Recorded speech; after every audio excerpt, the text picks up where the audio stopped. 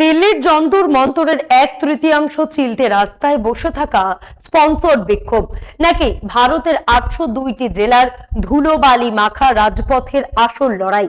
NEET কেলেঙ্কারির তদন্ত, পরীক্ষা ব্যবস্থার আমূল সংস্কার আর কেন্দ্রীয় শিক্ষামন্ত্রীর ইস্তফার দাবিতে সোনাম ওয়াংচুকের এই আমরণ অনশনকে সত্যিই দেশের লক্ষ লক্ষ বিপর্যস্ত ছাত্রের অবদমিত ক্ষোভের আসল আয়না, নাকি 20 জুলাইয়ের সংসদীয় অধিবেশনকে লাইনচ্যুত হওয়ার হাত থেকে বাঁচাতে পর্দার আড়ালে তৈরি হচ্ছে কোনো গোপন চিত্রনাট্য?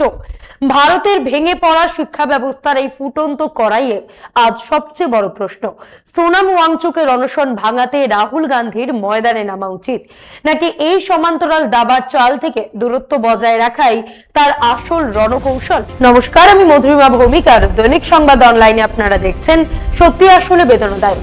আজ আমরা এমন এক রাজনৈতিক দোলাচল নিয়ে কথা বলবো যা এই মুহূর্তে জাতীয় রাজনীতির অলিন্দে সবচেয়ে বড় চর্চার বিষয়।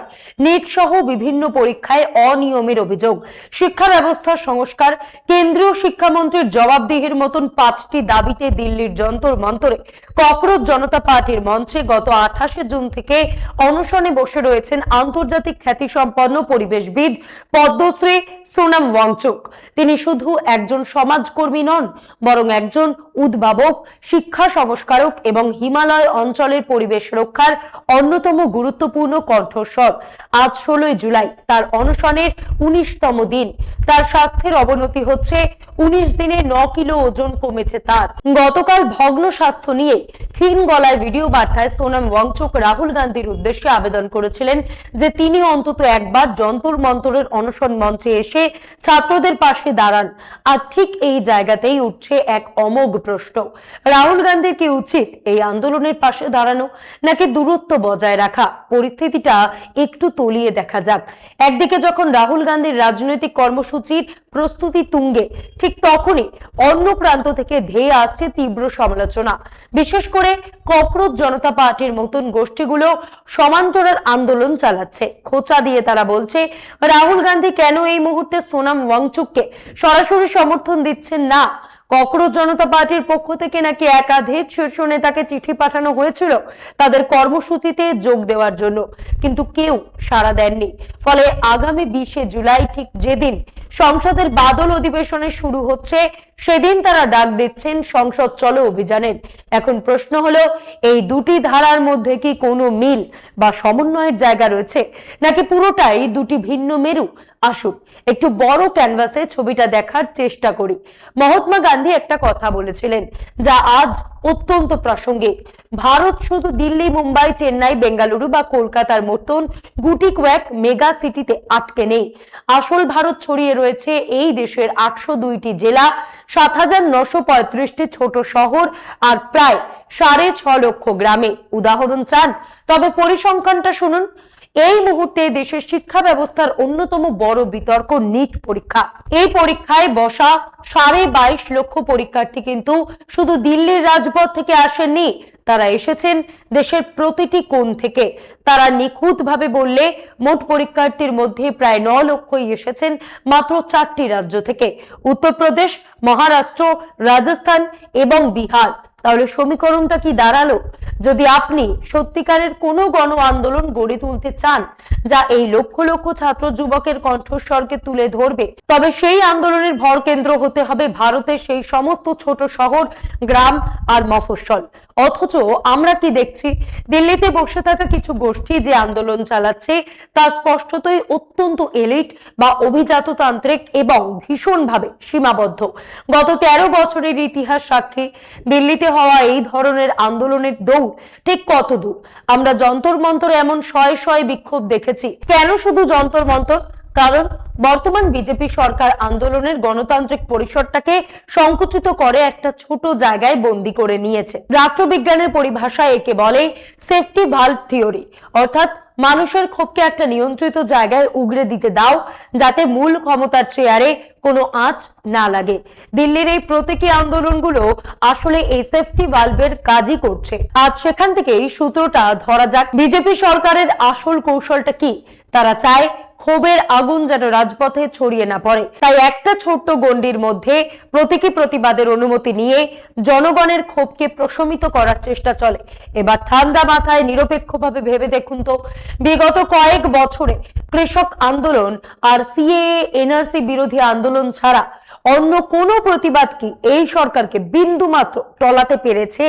উত্তর, পারেনি। ইতিহাসের ছাত্র হিসেবে আমরা সত্যাগ্রহ বা আইন অমান্য আন্দোলনের নৈতিক শক্তিকে কোনোভাবেই খাটো করছি না, কিন্তু আজ একটা অত্যন্ত বাস্তব এবং কৌশলগত প্রশ্ন তোলা দরকার। যে সরকার নিজেকে জনগণের কাছে জবাবদিহি করতে বাধ্য মনে করে না, যে সরকার ভাবে নিজের ভুল স্বীকার করা মানেই রাজনৈতিক আত্মহত্যা, সেই সরকারকে আপনি কিভাবে সঠিক রাস্তায় আনবেন? এমন সংক্ষিপ্ত পরিসরের আন্দোলনের বাস্তব হলো এতে দেশ বদলায় না। যদি সত্যি দেশটাকে আবার সঠিক কক্ষপথে ফেরাতে হয়, যদি শাসন ব্যবস্থায় কাঠামোগত পরিবর্তন আনতে হয়, তবে দিল্লির ওই অভিজাত ঘেরাটোপ ছাড়ুন, চলে যান ভারতের আসল প্রান্তে, জেলাগুলোতে, ছোট ছোট শহরগুলোতে।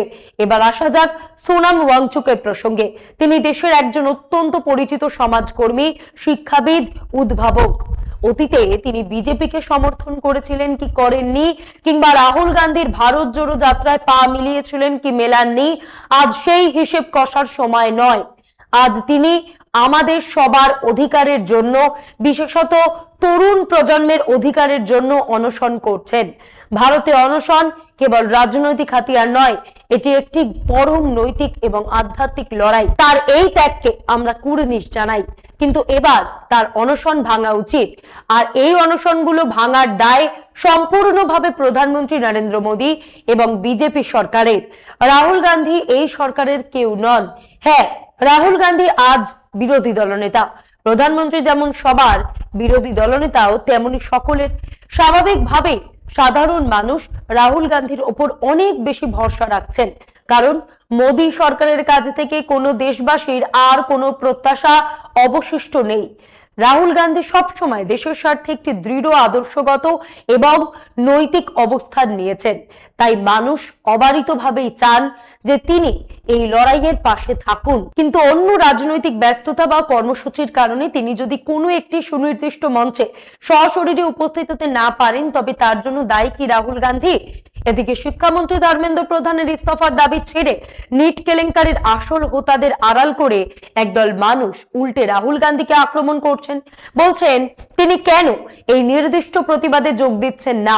এটা কি দ্বিচারিতা নয়? একটু বাস্তব মাটিতে পা রাখা যাক।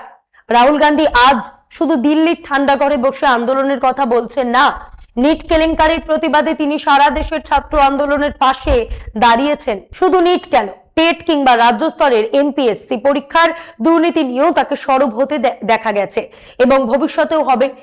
আর ঠিক এই কারণেই কংগ্রেস আজ দেশের 28টি শহরে একযোগে ছাত্র সমাজের কণ্ঠস্বর হয়ে গর্জে উঠেছে। পেপার লিক আর পরীক্ষা দুর্নীতির বিরুদ্ধে লাগাতার পথে নেমেছে তারা। তার ফল যুব কংগ্রেস এবং এনএসইউআই এর কর্মীদের উপর হচ্ছে লাঠিচার্জ, হচ্ছে জলকামান, দাগা হচ্ছে জেল। মজার বিষয় হলো উত্তরাখণ্ডের দেরাদুনে বিজেপি যখন রাহুল গান্ধীর এই বিক্ষোভকে খাটো করে দেখানোর মরিয়া চেষ্টা করছে, তখনই প্রমাণ হয়ে যায় 56 ইঞ্চির কোথাও একটা বড় সড়ো অস্বস্তি হচ্ছে। একটু খেয়াল করুন, দিল্লির যন্তর মন্তরে যে ককরোচ জনতা পার্টির প্রতীকী আন্দোলন চলছে, তাকে কিন্তু সরকার বানচাল করতে যাচ্ছে না, কিন্তু রাহুল গান্ধীর আন্দোলনকে আটকাতে তারা জান প্রাণ লড়িয়ে দিচ্ছে। এর থেকে স্পষ্ট কার লড়াইয়ের অভিঘাত কতটা গভীর। তবে রাজনীতির অলিন্দে একটা বড় প্রশ্ন ঘুরপাক খাচ্ছে। এই ককরোচ জনতা পার্টিকে নিয়ে একাধিক কনস্পিরেসি থিওরি শোনা যাচ্ছে। কেউ কেউ ফিসফাস করছেন এরা কি আদতে আম আদমি পার্টির বি টিম, নাকি বিজেপিরই দাবার বোড়ে। তর্কের খাতিরে যদি এই তত্ত্বকে এক মুহূর্তের জন্য সত্যি বলেও ধরে নেওয়া যায়, তবে কংগ্রেস কেন এই মঞ্চকে সমর্থন করবে?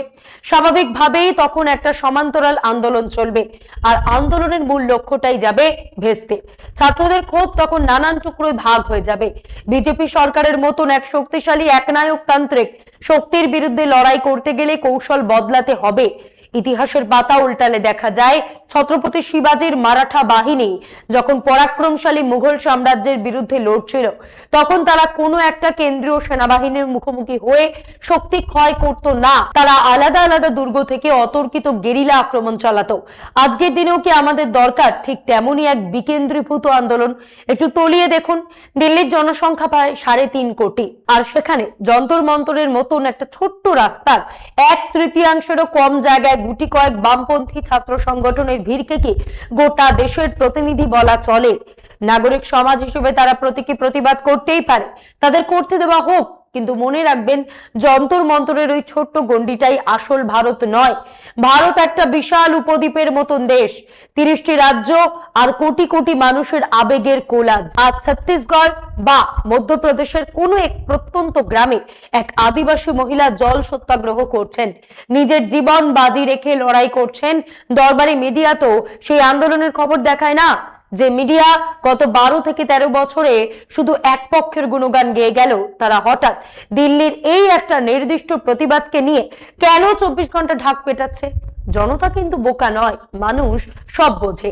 2011 সালের আন্না হাজারের আন্দোলনকে আরএসএস কিভাবে পিছন থেকে হাওয়া দিয়েছিল, আর তার ফসল ঘরে তুলে কিভাবে ইন্ডিয়া এগেইনস্ট কারাপশন আন্দোলনের গর্ভ থেকে একটা নতুন রাজনৈতিক দলের জন্ম হয়েছিল, সেই ইতিহাস কেউ ভুলে যায়নি। এখানে একটা মোক্ষম প্রশ্ন তোলা দরকার। রাষ্ট্রীয় শাসকের এই যে সর্বাত্মক অনমনীয় মনোভাব, যে কোনো ধরনের প্রতিবাদকে পুরোপুরি অস্বীকার করার এই যে জেদ, একে আমরা ঠিক কিভাবে দেখব? এটাকে আরএসএস এর সেই মজ্জাগত শিক্ষার সঙ্গে কতটা জুড়ব, আর খোদ নরেন্দ্র মোদীর নিজস্ব ব্যক্তিত্বের সঙ্গে কতটা মেলাবো? মনে রাখবেন, এই দুটো কিন্তু সম্পূর্ণ আলাদা সমীকরণ। আসলে আরএসএস এর সাংগঠনিক সংস্কৃতিতে প্রতিবাদের কোনো স্থান নেই। সেখানে শেখানো হয় মাথা নত করে নির্দেশ মেনে চলা। কিন্তু বর্তমান পরিস্থিতিটা কেবল একজন শিক্ষামন্ত্রী ধর্মেন্দ্র প্রধানের ইস্তফা দেওয়া বা না দেওয়ার বিষয় নয়। এটি আসলে নরেন্দ্র মোদীর গত 12 বছরের দিল্লি শাসন এবং তার আগের 13 বছরের গুজরাটের শাসনের সেই চেনা ব্র্যান্ড, যেখানে তিনি কোনো অবস্থাতেই কোনো আন্দোলনের সামনে কোনো চাপের মুখে আপোষ করতে রাজি নন। নিজের ভুল স্বীকার করা বা পিছু হটাকে তিনি নিজের রাজনৈতিক ব্যক্তিত্ব অবসান বলে মনে করেন। তাই লড়াইটা আজ নীতিগত নয়, লড়াইটা এক চরম অনমনীয় ইগোর। 14 জুলাই ইন্ডিয়ান এক্সপ্রেসে সোনাম ওয়াংচুকের একটা সাক্ষাৎকার প্রকাশিত হয়েছে। সেখানে তার বলা দুটো লাইন আমাদের চোখ খুলে দেওয়ার জন্য যথেষ্ট। সোনাম বলছেন, আমরা আশা করি সরকার এতটা সংবেদনহীন নন। ঠিক তারপরেই তিনি বলেছেন, সম্ভবত তারা আগামী 1 বা 2 দিনের মধ্যে এই বিষয়টির সমাধান করার চেষ্টা করবে। একটু ঠান্ডা মাথায় ভেবে দেখুন, যে মানুষটার অনশন আন্দোলনের আজ 19তম দিন, 27 দিন ধরে যার প্রতিবাদ চলছে, অনশনের কারণে ইতিমধ্যেই যার ওজন 9 কেজি কমে গেছে, এখন চিকিৎসা যার শারীরিক অবস্থা নিয়ে চরম উদ্বেগ প্রকাশ করছেন, সেই মানুষটি সাক্ষাৎকারে বলছেন যে তিনি আশা করেন সরকার সংবেদনহীন নন এবং 2 দিনের মধ্যে সমাধান হয়ে যাবে। এখানেই তো আসল খটকা। আজ গোটা দেশের উদ্বেগ কিন্তু ওয়াংচুকের আন্দোলন নিয়ে নয়, উদ্বেগ তার স্বাস্থ্য নিয়ে। রাজনৈতিক বিশ্লেষকদের একটা অংশের অভিমত, এটি আসলে পরিকল্পিতভাবে স্পন্সর করা বিক্ষোভ। কংগ্রেসের দেশব্যাপী যে আসল এবং জোরালো প্রতিবাদ চলছে, তাকে লঘু করতে, তার তেজ কমিয়ে দিতেই এই সমান্তরাল ধারার জন্ম দেওয়া হয়েছে।